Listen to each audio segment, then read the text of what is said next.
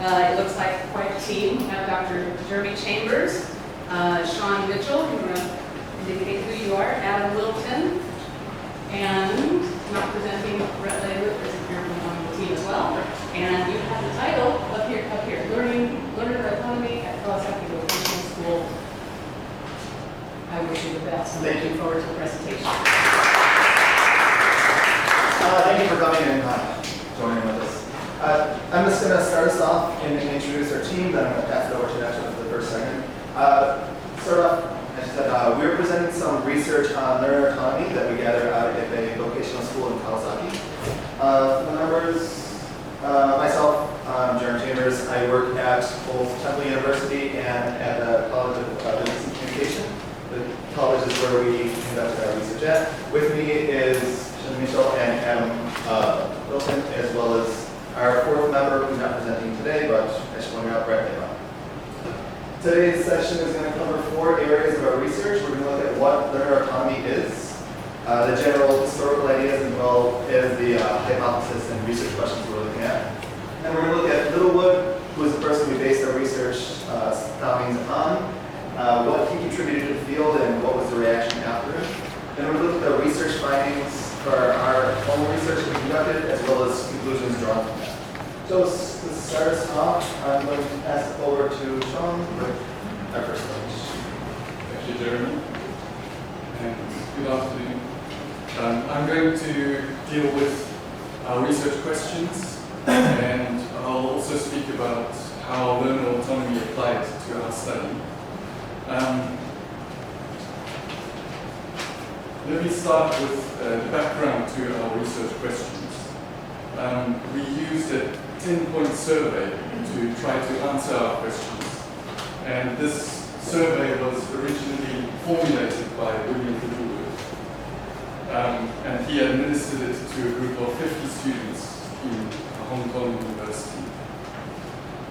Littlewood's survey was based on, or was aimed at testing a set of 10 predictions he had made about East Asian learners and how they viewed their classroom world.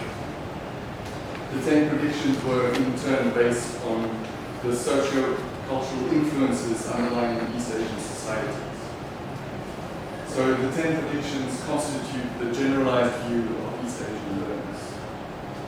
And his survey showed that not all individual students conformed to the predicted ideas about them. And in fact, sometimes the whole group didn't conform to those ideas.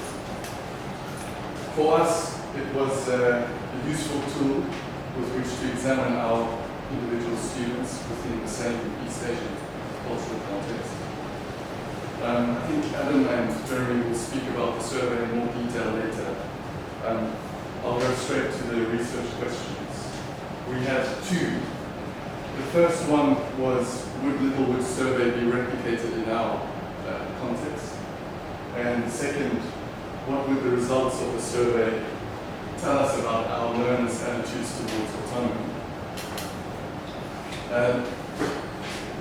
Learner autonomy is the central concept in our study. So I'd like to talk briefly about how the controversy surrounding the concept helped shape Littlewood's survey and fed into our research. It's also a concept that's still of growing interest in Japan. In a 2015 policy review, Next indicated that they would like to promote proactive learning, or they also call active learning, as a way to improve students' English abilities. And that suggests that learner autonomy has a key role to play. We also found a number of studies since around the turn of the century that examine learner autonomy's applicability to Japan specifically. Some concerns have been expressed, however, about applying autonomy to East Asian cultures like Japan, and in fact any cultures outside of the West. Holiday pointed out that autonomy is being used to create a dichotomy between so-called active Western students and passive non-Western others. Jeremy Jones also said that autonomy is laden with Western cultural values. One reason for these doubts about applying autonomy in East Asian or in any cultural context outside of the West is that it's had a very strong association with the idea of independence and individuality. The early definition of learner autonomy by Henry Hollick, that is the capacity for a learner to take charge of their own learning, situates autonomy within the individual as something innate. But other early theorists spoke about autonomy in terms of independence, being physically separate from teachers and classrooms and learning materials. Richard Riley said that students who have reached a certain level in English can improve by working in semi-autonomy, by which he meant with some prepared materials but away from teachers in classrooms, or complete autonomy, by which he meant with no kind of help, using only authentic material. In other words, it was conflated with independence. Leslie Dickinson also used the term full autonomy to talk about the situation where a student learned completely independent. From about the 1990s, the focus has shifted, however. David Little expanded on Hollick and defined autonomy as the development and exercise of a capacity for detachment, critical reflection, decision-making, and independent action. One implication of that is that autonomy has many aspects. It's not only one thing being independent. And within any particular individual, those capacities might be present to varying extents. Another thing that was noted is that capacities don't develop in isolation. So autonomy also doesn't necessarily imply that kind of isolation.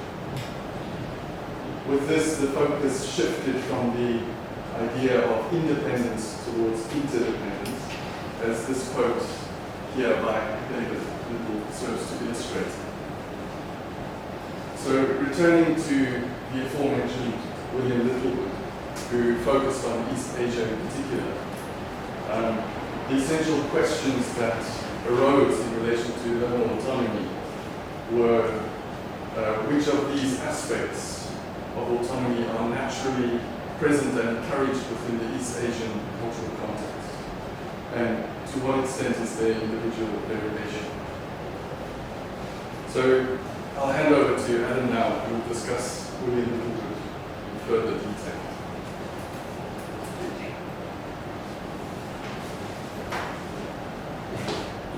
So, autonomy sounds great.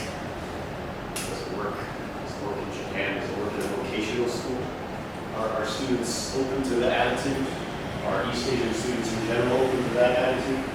When we were trying to think about these things, we went back to the literature, and Littlewood's paper was one of the first ones that jumped out at us. Littlewood argued that autonomy is not unsuited to East Asian context. He said it's perfectly okay to use here. He had a different idea of what autonomy was. Sometimes, like Sean said, when people say autonomy, talking past each other, they mean different things. He said there's proactive versus reactive. So proactive is what you see in the West. Student decides what to study, student decides how to study. Reactive is more in East Asia. Student decides not what to study, but the student decides the ultimate action they're going to have to take, even if the teacher is deciding the direction of their studying. Littlewood said that East Asians are supposedly characterized by collectivism, authority, and a belief that effort more than ability can achieve success. He got all of this from cross-cultural research that he was looking at. With these three influences in mind, he said, well, if these are all actually true, and this is how East Asians are influenced, he came up with some hypotheses about how they're going to react in the classroom, some predictions about how they would behave. But last and most importantly for us, he came up with warnings. That was what his survey was actually for. So he made all these hypotheses about how East Asian students behave, what they're going to do in class. And then he made the survey to say, actually, no, that's all wrong. Because, as we all know, generalizations are not always true. And the survey was simply a tool to demonstrate that.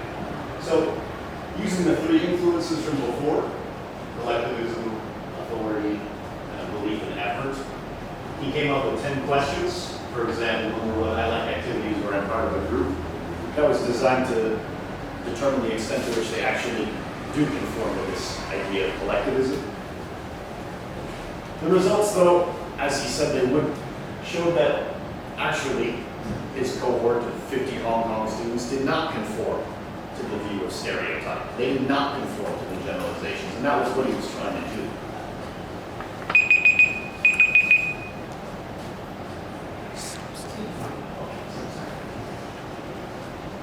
Littleton would later use pretty much the same survey in some European countries and Asia. He expanded the survey so that he could lend statistical significance, and then he could make comparisons between groups. So we also looked at the second paper and some of the conclusions that he came up with. All of it is important for our survey because we wanted to know about our students here in Japan. We found a couple of other surveys that also were done with the same questionnaire that Littleton originally formulated here in Japan. One at the University of Hiroshima, looking at successful learners and less successful learners. She found that less successful learners were less autonomous, according to Littleton's survey. She determined that the strategies that more successful learners use are the ones that need to be taught to the less successful. So the more successful already have autonomy. There was another survey found by Ali Kondo and some other researchers also in Japan, Asian University. They were looking at non-native speakers of English and native speakers of English. Did their students differ in their attitudes towards autonomy? Did they have different ideas about it? And they used Littleton's survey also to try to determine. They found that there was pretty much a large degree of agreement between both groups of students, except for standing out. Littleton had asked the question, I'm hesitant to stand out in class. And most of the students he found, and they found, that were taught by non-native speakers did not want to stand out in class. But they found out that when the students were taught by native speakers, they were less hesitant. They also gave a modified form of the survey to teachers. In this case, they also found a lot of agreement, except for the teachers didn't agree, native speakers teachers didn't agree that they would be solely responsible for assessing their students. And they didn't agree that they were always concerned to see their students perform correctly. So with all of these things in mind, we administered the survey to our students, in our school, in our context. And what did we find? I give you Dr. Jeremy Chambers with the answer.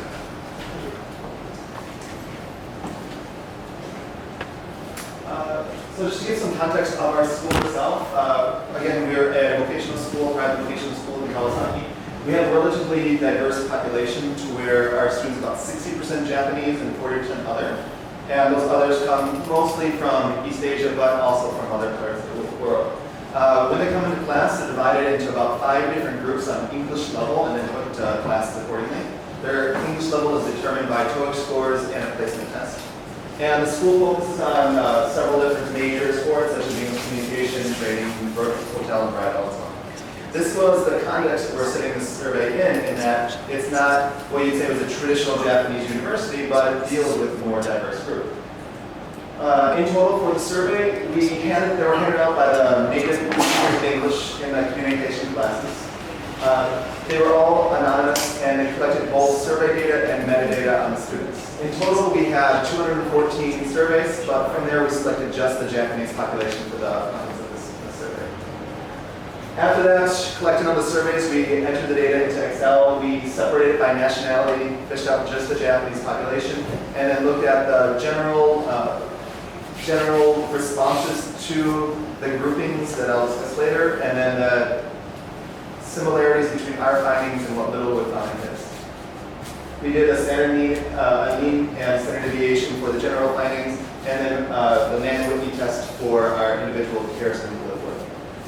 This is the metadata survey that we passed out. We tried to conduct this both in English and Japanese so that everybody understood what was going. Basically, we looked at what was their level, what was their year in school, different information, as well as language, both native and other languages that they can proficiency at. And this is what we gave them with the survey. We gave them both the questions in English and in Japanese, and then they responded on a scale of strongly disagree to strongly agree on a 5-point set. From there, of the Japanese population that we had, we came up with 123 total. Most of them were female with 78 entries, and then 43 male entries. The largest population we had were towards the D section, which is a little bit lower in English ability, but that's not here nor there, just a regular statistic breakdown of our classes. Of the 10 questions, they're divided into 3 different groupings based around the 3 points that Adam discussed. The first 4 were on independence with other students, that kind of group work. The second, the 5th, 6th, and 7th were about awareness and status differences within class, and then the last one was on their effort and ambitions to achieve. From here, just a statistical breakdown of what we got. Looking at our first grouping of the first 4 questions, in general, what the findings we reported on and what Littlewood claimed were relatively similar. The overall mean data analysis said, yes, the students were more in agreement with this grouping. The interesting thing was, though, questions 1 through 3 on individual data analysis showed that our responses were statistically significantly different than what Littlewood was finding. And this brings into further questions of what about our classroom context would differ from there and warrant these kind of changes. The question 4 had almost both in terms of the mean results and the individual data, almost completely similar to what Littlewood found. Going to grouping 2 on status differences in the class. Again, the overall consensus was leaning towards a disagreement, but individual analysis of these ones didn't show any statistically significant differences from what Littlewood reported. Our last groupings dealing with attitudes on ambition and efforts. Again, agreed with Littlewood in the positive, the affirmative for these, and questions 8 and 10 showed significant differences between what Littlewood found.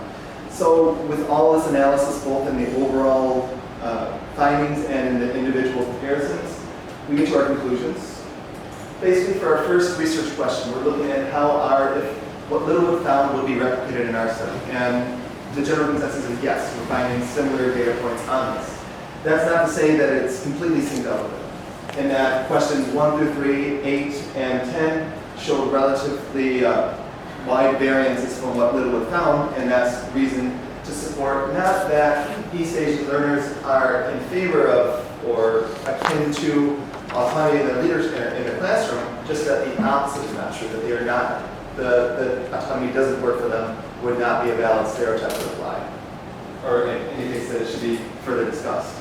And even more past that, individual large group, small group, and per learner answers differ greatly enough that the idea that applying a broad idea on how to stereotype these groups are not always the best way to approach creating a classroom and conducting classes. The second one, what it would tell us about our individual learners, basically that they're not disinclined to autonomy. There's senses within all the learners we engage that there was some form of autonomy happening. The individual variants were prevalent, just as Littlewood pointed out, and it's really important to see just beyond the stereotype.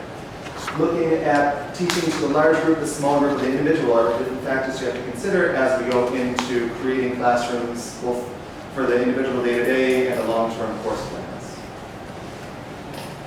We'll come to the questions at the end of all 3 of them, but that is the summary of ours. Thank you very much. Thank you. By all